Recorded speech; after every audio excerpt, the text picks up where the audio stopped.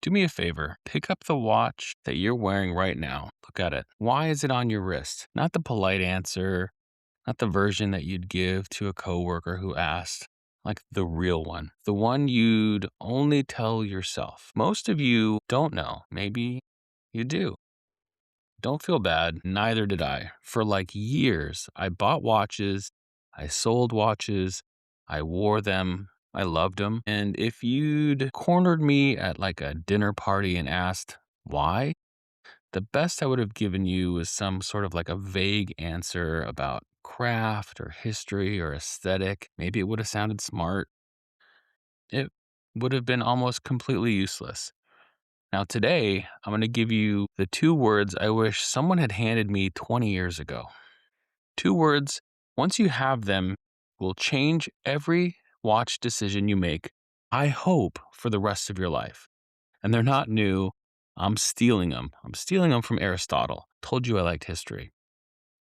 Aristotle was already using these words 2,400 years ago.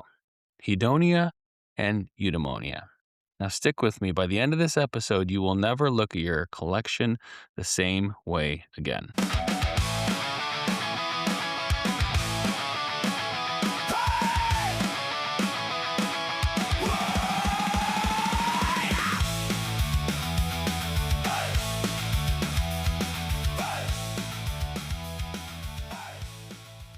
And welcome back to What's on Your Wrist Day. I'm Watchovski. We did a kind of like a too long, hopefully not, we're not too long, TOO. Hopefully they're more like TWO.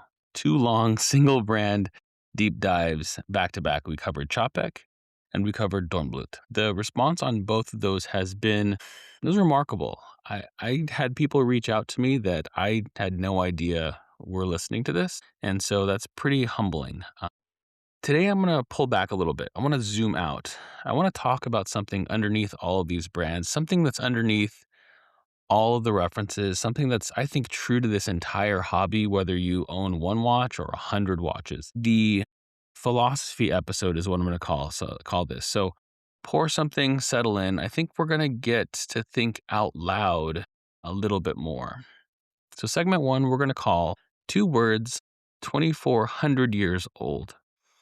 Okay, see if I can get this correct. Let me give you two ideas as quickly and as plainly as I can. We're not going to do a philosophy course on this podcast, I promise. The first word is hedonia. It's Hedonia. Hedonia. The root of this English word is hedonism. It refers to kind of this pursuit of pleasure, comfort, enjoyment. It's that dopamine hit. The thing that feels great in the moment.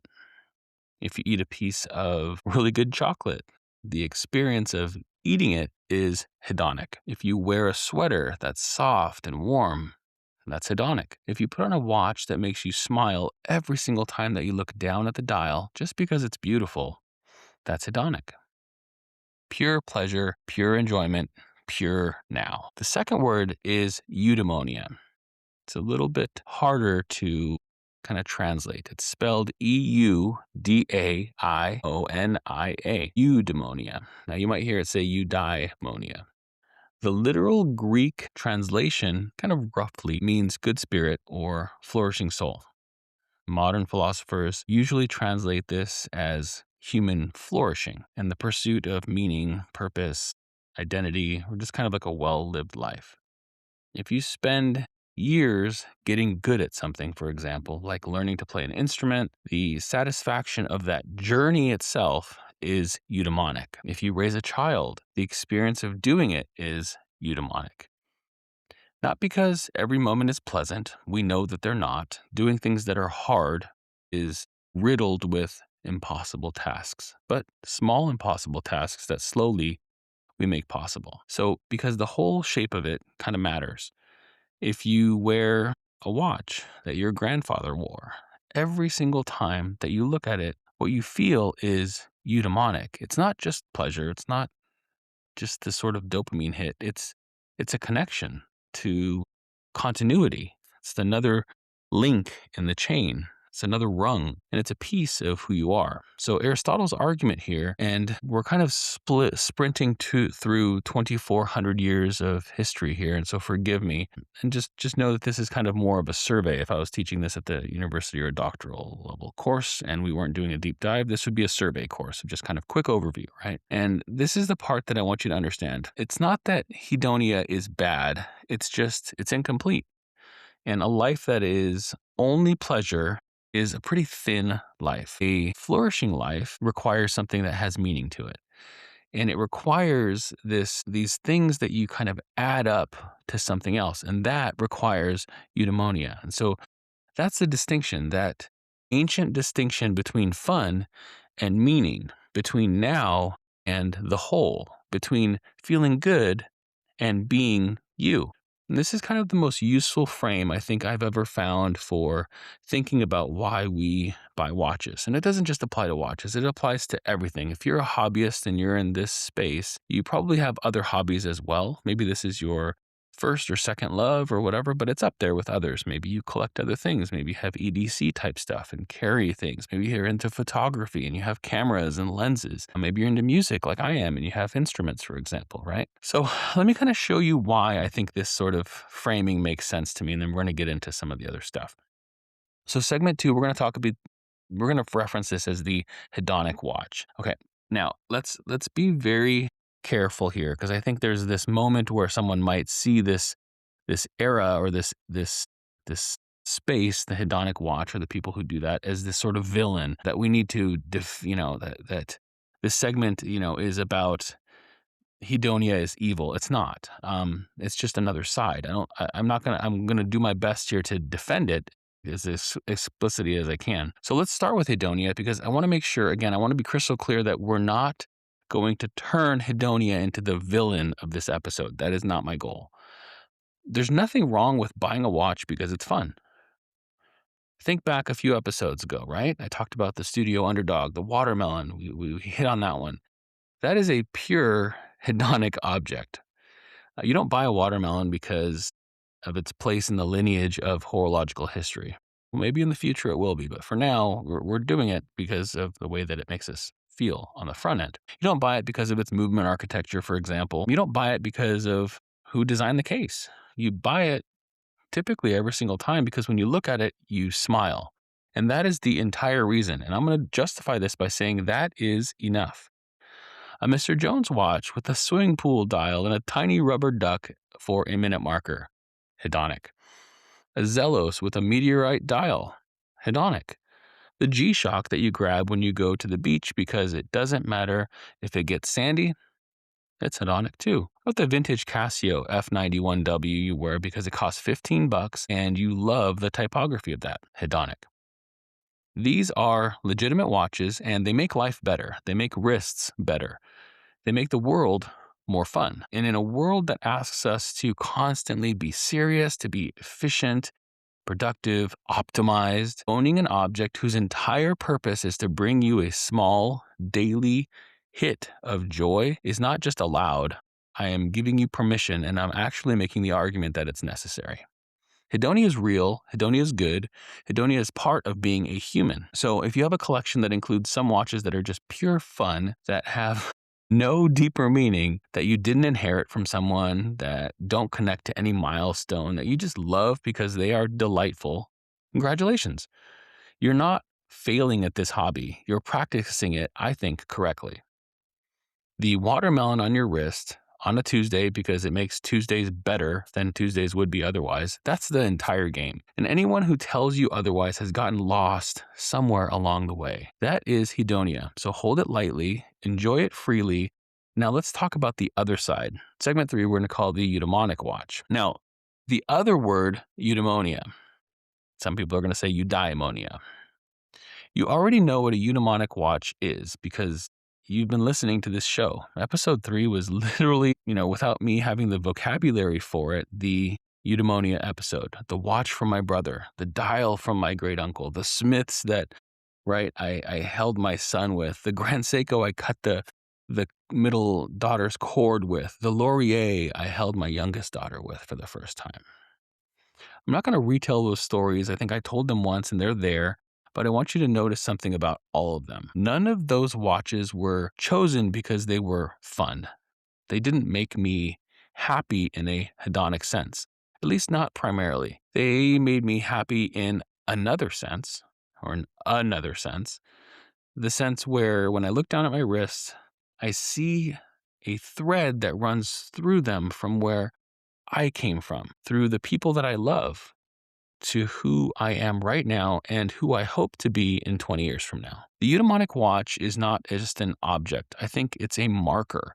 It's a point on a map of your life. And it's the thing that if you lost it, and some of you know this, I've lost mine obviously. When you've lost a watch, it's not just the watch. You've lost access to the moment that that watch was the marker for. The watch is replaceable, obviously, technically.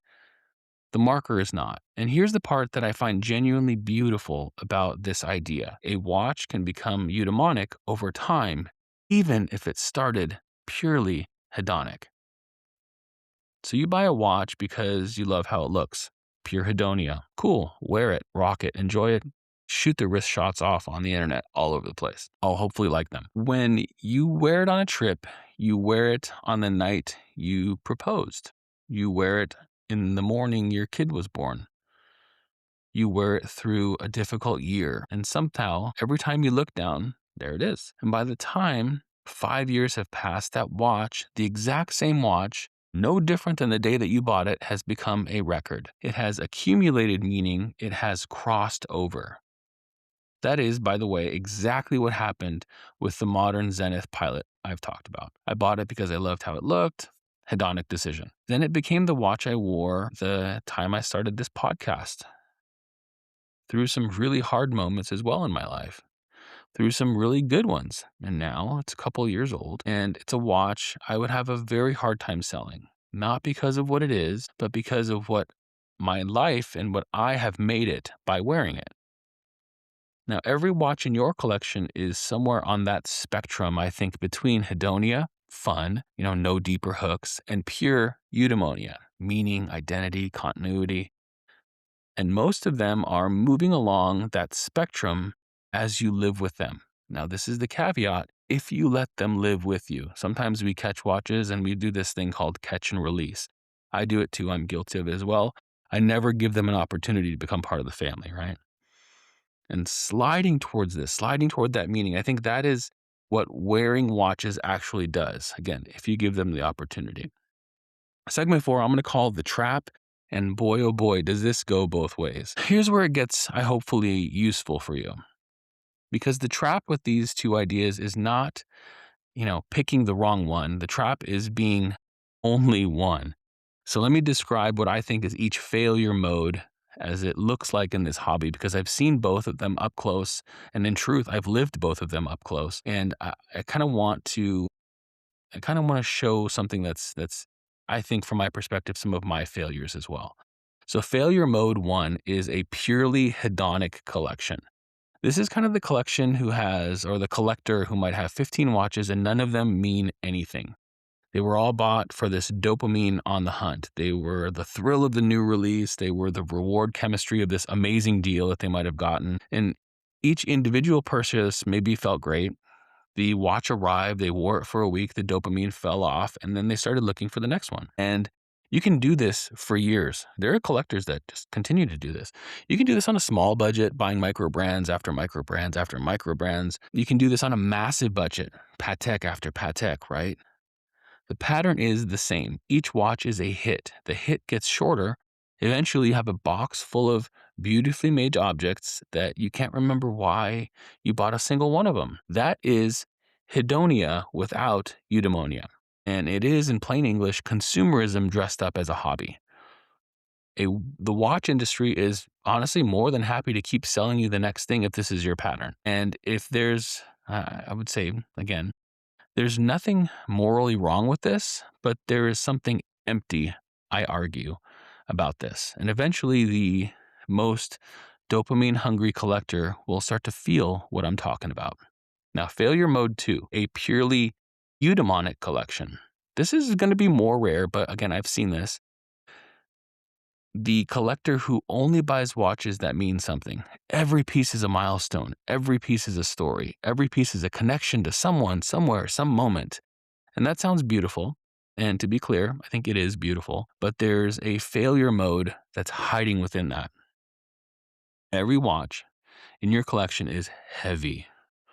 If every watch has weight and history and expectation and meaning and significance, then I don't think that there's any way, and there's no way, there's not a single watch you can put on for fun on a Saturday morning to go walk your dog. There's no piece you wear because it's funny. There's just no watch in your box that exists only to make you smile. And that too, I think, is a thinned out life. Just thinned out in the other direction to the extreme. So the person who collects meaningful watches sometimes ends up afraid of their own collection. The watches become so important that they're so important that they can't wear them. The collection becomes a kind of shrine, and the joy gets squeezed out by the gravity. The collection, I would argue, a healthy collection is one that kind of genuinely flourishes, right? But it has both. It has watches that are pure delight, and there's really no deeper hooks. A watch that you'll wear on a Tuesday because you just feel like it. And it has watches that there's weight that you have deliberately, hopefully selected and had experiences with. And those are on those days because they matter and they express who you are to you. So eudaimonia and hedonia in proper proportions, I think, is a good mix. And that is why I think in most ancient senses and most arguments, the recipe, I think, for a good hobby would be this. And I think hopefully Aristotle might have approved of this, but I guess you guys can ask him someday. Now, segment 5, I'm going to call the third trap, wanting what other people want. Oh boy, here we go. Now, I want to add a third failure mode that I think is more common than either of the first two. And this is the one that I think is the hardest to see yourself in. It's the failure mode of making a mistake that someone else's eudaimonia is your own. And here's what I mean. When you start this hobby, you don't really know what you want yet. You kind of do what any reasonable person does. And again, I've done this as well. You listen to people who have been doing this for longer. You watch YouTubers, you read forums, you ask the friend who's into watches, and all of these people, all of them, including me, share with you the watches that have become eudaimonic for them. The watches that have, over their own years of wearing, accumulated their own meaning. And then here is the trap. A painful one. Their eudaimonic watches are not yours. A vintage Submariner for some collectors is a profoundly eudaimonic watch. It collects and it connects them to their fathers, to a moment that they remember, to a story that they might have been a part of, to when, they tell you that every collector should own a Submariner at some point. They're not lying, right? From inside their experiences, that is a true statement. But again, you're not them. You did not have their father, I don't think. You did not have their moments. Their Submariner is a marker on their map, not yours. So when you go out and you buy one because they told you to, you're buying a copy of their eudaimonia. And copies don't carry. The watch will fit, the watch will run, but it will not have the weight on your wrist that it has on theirs, because the meaning was theirs and not yours. I think a lot of people who go through this watch collecting go wrong here. People accumulate watches because that's what other people have told them are meaningful pieces. And they end up collecting what they think looks like a correct collection from the outside, right? You see these video links, the perfect 3-watch collection, the perfect 5-watch collection, all watches that you should have in your collection. And then they give you this explanation why, right? And then you look at the very bottom and then they have their referral links, right? It's ridiculous. And again, I think they end up with these collections that look correct from an outsider's perspective, and they would pass any watch nerd test that you could give it to. And nonetheless, this kind of feeling, again, to the person that wears it is strangely empty, because nothing in that box came from inside of them. It came from the outside. And that, by the way, is why I think the conversation we just had about Hedonia and Eudaimonia is actually useful. Not because it gives you this new category to argue about, but because it gives you a question to ask yourself the next time you're about to pull the trigger on a watch. This is for me what the questions I want to ask you. So, what is the watch Hedonia for me? And you could ask that question to yourself. You might ask it like this: is the watch Hedonia for me? That's fine. Pure joy, legitimate reason. Is this watch eudaimonia for me? Even better. Meaning is kind of the deepest reason. Or is this watch eudaimonia for someone else that I'm mistaking for my own? And if that's the answer, put it down, move on. At least know what you're doing, because I think it'll save you some money there. Because the watch will arrive, you will wear it for a while, and then one day you will look at it and realize you will not be able to explain to yourself why this watch is on your wrist. All right, so hopefully that made sense. Segment 6, I'm going to call this the listener prompt. I want to leave you with something to do. Finally, some homework, right? I told you I was, you know what I do for, or maybe you don't. Maybe you don't know that I'm a professor, right? So look at your collection, whatever it is, 3 watches, 30, 100, doesn't matter. Oh, if it's 100, that's going to take a while, but you know what to do. So it doesn't matter. For each watch, try this activity. Ask yourself, which side of the spectrum is this watch on for me? Is this a hedonic watch? Pure joy, no deep hooks. You wear it because it's fun. Maybe you mark it on a little list as an H, right? Hedonic. Is this a eudaimonic watch? Meaning, milestone, identity. This is kind of you on the wrist. You can mark that with an E. And then this one's gonna hurt a little bit. So that just kind of go through that process. Okay. I want to see. I'm interested in to see where you are on that spectrum. I did it for myself. Interesting stuff. Now, is this a watch that is still moving? Maybe it started hedonic, sliding towards meaning, or vice versa. Mark it with both. And note kind of which direction it's going. This is kind of, for me, I think I would put like an arrow, right? And again, this is the part I want kind of from you. Maybe send me an answer of yours, right? I believe the email address that we're going to be using for this podcast is going to be ristepodcast@gmail.com. I think that's what we're going to be using. So RISTE podcast@gmail.com. I think that's what we use. So give me a heads up if it's not working. So send me some answers. I want to kind of hear where you're at. So find me online. Tell me about which watches in your collection kind of fit into these categories and why. Um, you don't have to tell me what watch it is. I don't care so much about the watches, but I do care about kind of where your collection kind of lives. I think that'd be a fascinating story. Now, again, you don't have to tell me what watches you have in your collection. Again, for privacy reasons, that's fine. You can leave out the references, but I want to hear the stories. I'll read maybe some of the best ones that I get in future episodes as we kind of come up. I don't have to if you don't want to, but just testing something out. We'll do possibly a community installment of Hedonia and Eudaimonia somewhere down the line, maybe in season 2. And maybe stories that you send me will be kind of the spine of that. Again, this hobby is bigger than any one collection. It's bigger than any one collector. The stories belong to us. So I want to share your stories. So tell me yours. Okay, so segment 7, let's talk about what's going to happen next. And speaking of someone else's eudaimonia mistaken for our own, that brings me to what's coming up next. The next episode we're going to take is going to be this sort of everything that we've talked about today and applying it to the most loaded question, I think, in the entire hobby. Here's the question. You ready? Maybe more of a statement. So your friend wants a Rolex. Now, I know some of you are already bracing yourselves, right? Clench the steering wheel. I could feel it.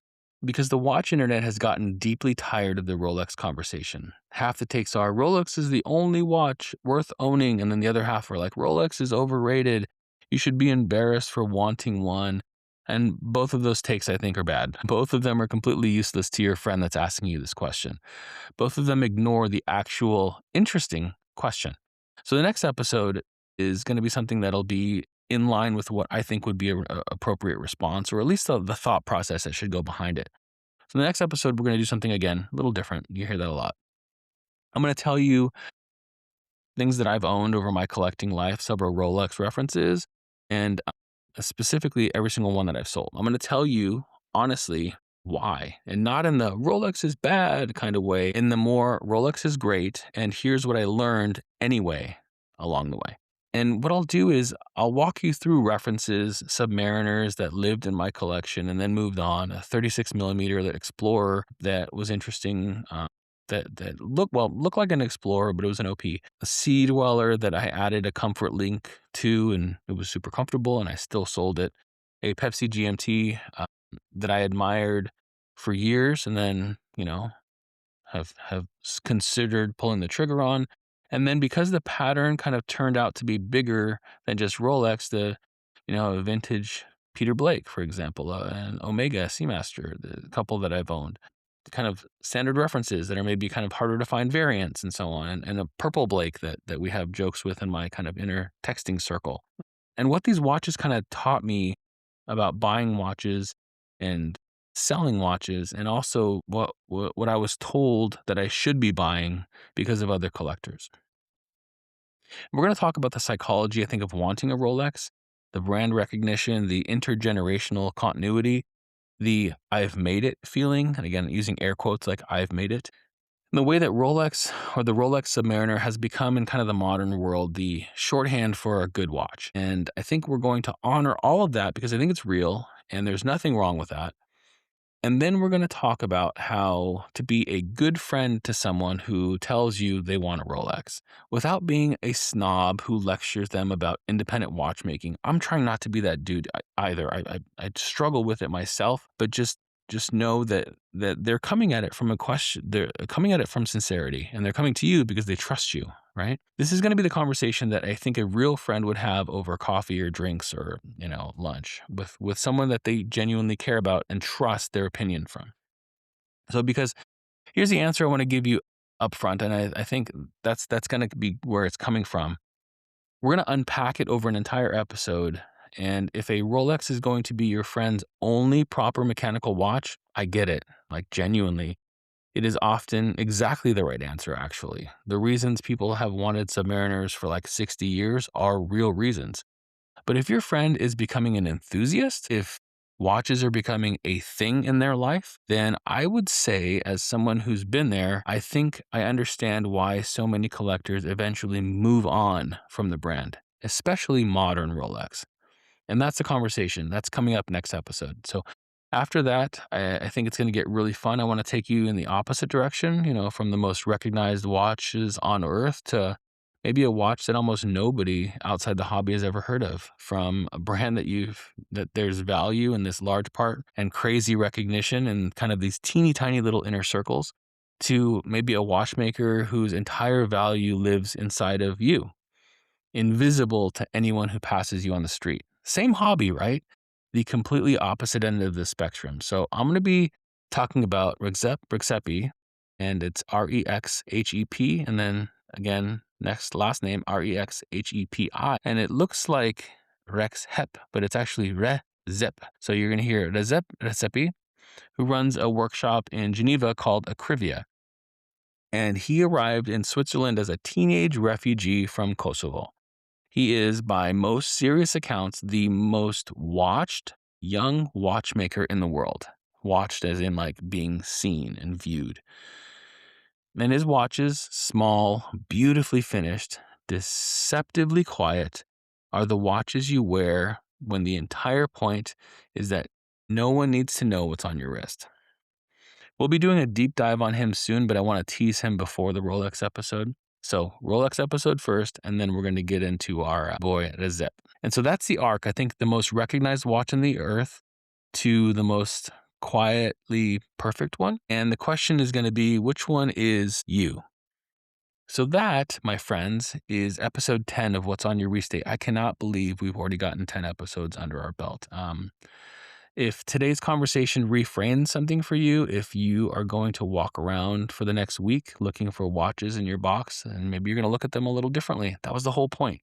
The frame, again, is not the answer. The frame just changes the question. And I think sometimes the best way that we can look at the world is understanding it through these concepts of, sometimes we don't just have to look at certain things. We have to ask better questions. And then once we get those questions and we've asked them properly, we sit with the questions longer.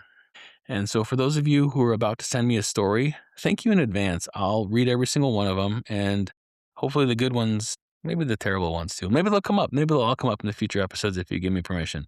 The community is what's going to make this show grow. So I want to One last thing is I want to thank everybody that's been already communicating with me. I really appreciate it. I really appreciate folks giving me feedback, giving me suggestions, giving me ideas for future topics. There is a tremendous amount of work that goes into doing the homework and the research and all the kind of skeletonizing and writing of these. So I just want you to know that I appreciate it. And then finally, to the small community of people that I am in a kind of small watch group with that continue to text and support and have shared this with other people, I appreciate you. If you are someone that went on to a social media platform and sent this out or send out any of my podcasts to other people, I really appreciate it. It means a lot. It means a lot to me. This isn't like I'm going to go get rich off of this. This is me scratching a creative itch that I'm trying to just enjoy and share with people. So I hope that lands with you as well, and just know that it's coming from a good place. So again, to Aristotle, 2,400 years ago, brother, you're still hitting. I'm Watchovski. Take care of yourselves and wear something good, whatever good means to you.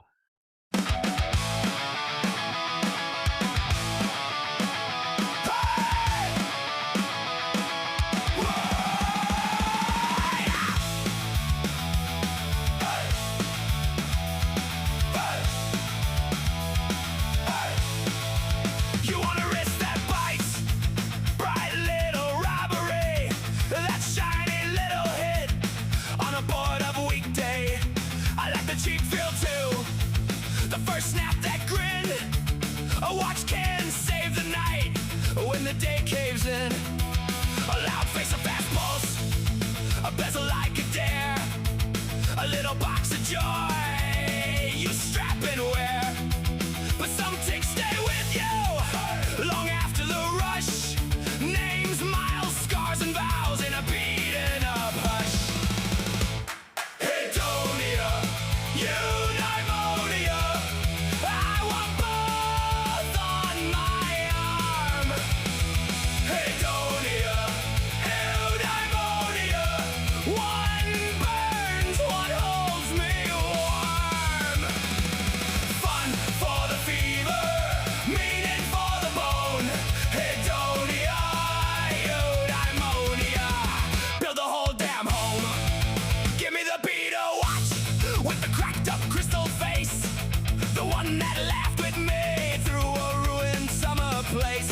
Give me the grail piece too, the one from my old man, passed down with fingerprints and a note inside the box lid. Some are pure candy, some are prayer in steel, some just make you smile, some make the